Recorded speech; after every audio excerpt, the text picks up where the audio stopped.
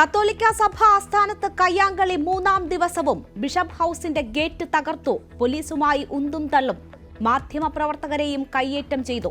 Mar Joseph പാംപ്ലാനിക്ക് അഡ്മിനിസ്ട്രേറ്ററുടെ ചുമതല നൽകി പ്രശ്ന പരിഹാരത്തിന് നീക്കം.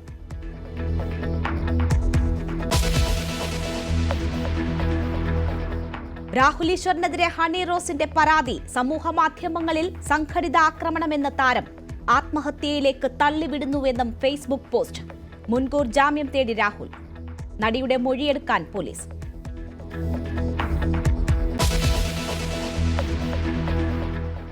CMRL മാസപ്പടി കേസിൽ 185 കോടി രൂപയുടെ അഴിമതിയെന്ന് കേന്ദ്ര സർക്കാർ.